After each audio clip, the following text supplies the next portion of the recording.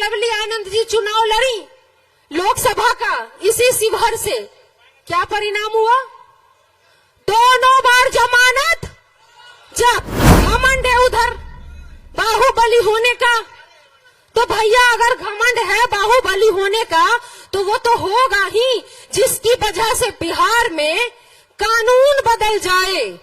और कानून एक व्यक्ति की वजह से कानून बदल जाए, उस व्यक्ति को अगर बाहुबली का घमंड है तो क्यों नहीं होगा? ये जो कहते हो ना कि रितु जायसवाल में अनुभव का कमी है, तो भैया हमको 17 साल 16 साल जेल में सजा काट के आने का कोई अनुभव नहीं है, और न हमको ये अनुभव चाहकर हमारी सरकार बनती है।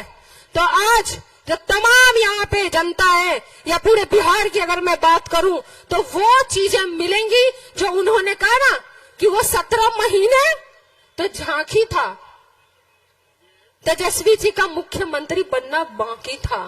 सभी को ये एक उम्मीद दिख रही है कि अगर रितु जायसवाल सांसद बनती है तो ये हो जाएगा, वो हो जाएगा। वो उम्मीद की लहर जो दिख रही है आपके आशीर्वाद के रूप में, मैं कई बार बहुत इमोशनल हो जाती हूँ, मेरी आंखों में आंसू आ जाता है कि आप लोगों की जितनी उम्मीदें हैं, भगवान मुझे वो ताकत दे और आपका वोट मुझे वो ताकत दे कि मैं सदन तक पहुंचूं, तो आपके दिए गए एक एक वोट का मैं मान और सम्मान रख सकूं,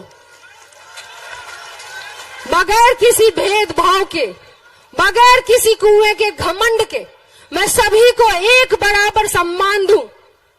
क्योंकि कोई एक व्यक्ति कहीं पर किसी भी जात में खराब हो सकता है, लेकिन इसका मतलब ये नहीं होता कि वो पूरी जात खराब है। ये और बात है कि शिवहर में पिछड़ा की राजनीति करनी है, क्योंकि शिवहर बहुत पिछड़ा है, उसको अग्रणी श्रेणी में लाना है और विकास की श्रेणी में लाना है। विकास के मामले में शिवहर अभी बहुत पिछड़ा है, विकास के मामले में शिवहर को आगे लाने की आवश्यकता है। यहाँ आने से पूर्व ही आप लोगों ने जिस तरीके से मेरे लिए डिमांड किया था, शिवहर मांगे रितु जायसवाल, शिवहर मांगे रितु जायसवाल, आज रितु जायसवाल यहाँ पे खड़ी है तो आप लोगों के आशीर्वाद और आप लोगों की डिमांड की वजह से खड़ी है। आप लोगों को ये लगा कि अगर घर में चूंकि टिकट जिनको मिला था, मुझे पता है आप सब दहशत में थे कि हे भगवान ये क्या हो गया, ये किसको टिकट मिल गया उधर से एनडीए से, ये घर में मुसीबत आ गई, तो मुसीबत आई तो याद किसको करें? तो जब घर में रात में कोई इमरजेंसी होती है, डॉक्टर की जरूरत होती है, बीमारी होती है, तो किसको याद करते हैं? पड़ोसी को। पड़ोसियों को नहीं याद करते, बाहर वाले को थोड़ी याद करते, बाहर वाला तो आते आते आएगा, और हम तो आधे घर के और आधे पड़ोसी हैं। तो आज हम यहाँ पे हैं, अगला तरह तरह से डरा आ रहा है, कोई मुद्दा तो है नहीं। दोस्ती निभाने के लिए नीतीश कुमार जी टिकट दे दिए, इसके पूर्व में भी 2 बार लवली आनंद जी चुनाव लड़ी लोकसभा का इसी शिवहर से, क्या परिणाम हुआ? दोनों बार जमानत जब्त। नीतीश कुमार जी को भी पता है कि इस बार भी जमानत जब्त होगी, लेकिन सिर्फ दोस्ती निभाने के लिए टिकटवा दे दिए। घमंड है उधर बाहुबली होने का, तो भैया अगर घमंड है बाहुबली होने का तो वो तो होगा ही, जिसकी वजह से बिहार में कानून बदल जाए। और कानून एक व्यक्ति की वजह से कानून बदल जाए, उस व्यक्ति को अगर बाहुबली का घमंड है तो क्यों नहीं होगा? वो व्यक्ति मुझे कहते हैं आनंद मोहन जी, रितु जायसवाल में अनुभव का कमी है। ए भैया, ये जो अनुभव है ना, सजा काट के किसी डीएम की हत्या करके जो जेल से सजा काट के आए हो, वो अनुभव तुम अपने पास रखो, मुझे तुम्हारा ये अनुभव नहीं चाहिए। ये जो कहते हो ना कि रितु जायसवाल में अनुभव का कमी है, तो भैया हमको 17 साल 16 साल जेल में सजा काट के आने का कोई अनुभव नहीं है, और ना हमको ये अनुभव चाहिए। ये अनुभव ही तुम अपने पास रखो। और ये जो तुमको अनुभव है ना बाहुबली बनने का, कहवाना पसंद मुझे तो हंसी तब आती है जब उनके भी जो मीडिया वाले हैं ना, वो भी बोलते हैं कि बाहुबली, मतलब इधर वाला हो या उधर वाला हो, सब बाहुबली उनको बुलाता है। इसका मतलब उनको बाहुबली कहलाना पसंद है। तो भैया हमको बाहुबली का अनुभव नहीं है, अन्ना हमको ये अनुभव चाहिए। तुम अपना जेल का अनुभव रखो अपने पास, तुम अपने सजा का अनुभव रखो अपने पास, तुम अपने बाहुबली का अनुभव रखो अपने पास। और मेरा जो अनुभव है ना, मुखिया के तौर पे पूरे देश ने देखा है, जब रितु जायसवाल उपराष्ट्रपति से लेकर के पंचायत को मिलने वाला सर्वोच्च पुरस्कार पंडित दीनदयाल उपाध्याय पंचायत सशक्तिकरण सम्मान से पंचायत को सम्मान दिलवाया, उस वक्त अपने सिंहवाहिनी की एक एक जनता को सम्मान दिलवाया। तो ये विकास का कार्य करने का जो अनुभव मेरे पास है, वो मेरे पास रहने दो, और ये अपने बाहुबली का अनुभव तुम अपने ही पास रखो, तुम्हें ही मुबारक हो। और कहते हैं रितु जायसवाल आएगी ना, कहते हैं रितु जायसवाल आएगी तो जंगल राज आ जाएगा। ए भैया, रितु जायसवाल आएगी तो जंगल राज आएगा, या ये आनंद मोहन आएगा तो जंगल राज आएगा, ये शिवहर की जनता पे छोड़ते हैं। ये शिवहर की जनता निर्णय करेगी कि किसके आने से जंगल राज आएगा, ये शिवहर की जनता तय करेगी। हेलीकॉप्टर आएंगे, उतरेंगे, एक हमारे नेता उनके 100 हेलीकॉप्टर पे भारी पड़ेंगे, क्योंकि वो जमीन की बात करते हैं। तेजस्वी जी ने अपने कार्य में जो 17 महीने का कार्यकाल था, वो 17 साल कहां हवा में उड़ गया, पत्ता भी नहीं चला। और आज अगर बात हो रही है तो उनके सिर्फ 17 महीने के रोजगार की बात हो रही है। अगर हमारी सरकार बनती है तो आज जो तमाम यहाँ पे जनता है, या पूरे बिहार की अगर मैं बात करूं, तो वो चीजें मिलेंगी जो उन्होंने कहा ना कि वो 17 महीने तो झांकी था, तेजस्वी जी का मुख्यमंत्री बनना बाकी था। लेकिन पलटू राम जी बोले मन नहीं, अच्छा खासा लोगों को काम मिल रहा था, नौकरी मिल रही थी, इतनी बहालियां हुई, लेकिन बोलते हैं चाचा मन नहीं लग रहा था। जब मन नहीं लग रहा था तो पलट के चले गए वहां। तो जैसा उनके नेता पलटू राम, वैसा उनके कैंडिडेट तो बड़का पलटू राम, बात करेंगे बड़का बड़का, लेकिन उनका जो दुलरुआ है ना, वो दुलरुआ को एक रिजाइन भी नहीं दिया पार लगा कि कम से कम आरजेडी को गरिया रहे हैं तो कम से कम विधायकी पद तो छोड़ के गाली दे, पदवा भी रखे हो। कहते हैं बेरोजगारी की बात कर रहे थे, अरे भैया तुम्हारा परिवार ना जब जेल में थे तो आपके परिवार को भी रोजगार तेजस्वी जी ने ही दिया, 2 टिकट देके। हाँ, एक हार गए, वो हारना ही था। यहाँ पे चूंकि समर्थन बहुत ज्यादा था तो आज उन वोट पे लेकर के यहाँ बने हैं, लेकिन काम कुछ भी नहीं। तो ये हो गया बेटवा का काम। पिताजी क्या करके बाहर आए हैं वो मालूम है। एक है माँ जो कैंडिडेट बन के खड़ी है, तो वो भी 2 बार जमानत जब्त करा चुकी है। वो पूरे परिवार का आपको पता है। निर्णय आप लोगों को लेना है, क्योंकि भुगत आप रहे हैं, आप भुगत रहे हैं।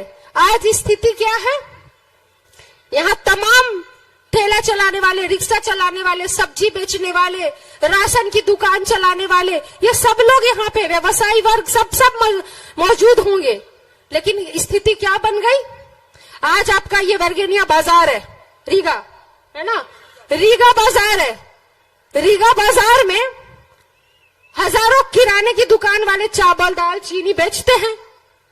एक खुल जाएगा रिलायंस फ्रेश दुकान, एक चावल के साथ दूसरा चावल फ्री, इतना चीनी के साथ इतना चीनी फ्री, तो आपकी दुकान रह जाएगी और सारी भीड़ चली जाएगी वो दूध बेचने वाला और दूध खरीदने वाले की कंपनी में। फल वाले बेचारे फल बेचते हैं, सब्जियां बेचते हैं, एक खुल जाएगा वहां पे फिर से कोई रिलायंस फ्रेश।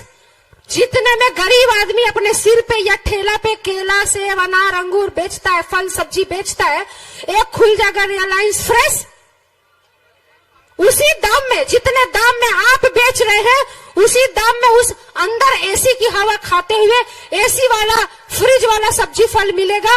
आपको भी लगेगा कि सस्ता तो मिल रहा है, ताजा तो मिल रहा है, ले लेते हैं, और आप ले भी लेंगे, लेकिन वो सारा गरीब मर जाएगा। वो ठेले वाला, वो फल बेचने वाला, वो सब्जी वाला मर जाएगा। वो कहां से कमाई करेगा? वो कैसे अपना पेट भरेगा? आज जितने यहाँ रीगा बाजार में दुकानें हैं, जितनी दुकानें हैं, कपड़ों की दुकानें हैं, कपड़े बेचते हैं, ये एक खुल जाए रिलायंस ट्रेंड्स, ब्लॉक लेवल पर तक खुल रहे हैं। जितने कपड़े की दुकानदार वाले हैं, सबकी दुकान बंद हो जाएगी और आपका पैसा चला जाएगा वहां पे, ड्रेस खरीदने वाले के पास। Reliance Jewellers, Reliance Trends, jeweller वाले सारे व्यापारी खत्म, कपड़ा खुल गया, अब कपड़ा वाले खत्म। तो भैया आज जो देश चला रहा है व्यवसायी वर्ग, जो कि दुकान खोल करके कम से कम 4 लोगों को रोजगार भी देता है, जब वही खत्म हो जाएगा तो जो देश चलाने का नारा दे रहे हैं वो तो देश ना चला पाए। एक तरफ कहते हैं हमने 5वें नंबर पे ला करके रख दिया, और दूसरी तरफ कहते हैं 80 करोड़ की आबादी हमारे दिए गए 5 किलो राशन पे निर्भर है। तो भैया प्रधानमंत्री जी, पहले अपना आप देख तो लो कि आप बोलना क्या चाह रहे हो। आप देश को अर्थव्यवस्था में 5वें नंबर पे ला दिए, या 80 करोड़ आबादी को सिर्फ 5 किलो राशन पे ला दिए? ये खुद पहले आप तय कर लो, फिर मंच पे आके भाषण देना। ये तो कंफ्यूजन प्रधानमंत्री जी को है देश का, उनके बारे में क्या ही बात करना। तमाम बातें, सब कुछ, सब जुमला साबित हुआ, एक एक चीज, सारी बातें सब लोग कह चुके हैं। हमको इस बारे में बात ही नहीं करनी है। हमको सिर्फ ये कहना है कि आज शिवहर है, शिवहर शिव की जगह है, यहाँ अपराध के लिए और अपराधी के लिए कोई जगह नहीं है। शिवहर कभी भी अपराधी को बर्दाश्त नहीं करेगी।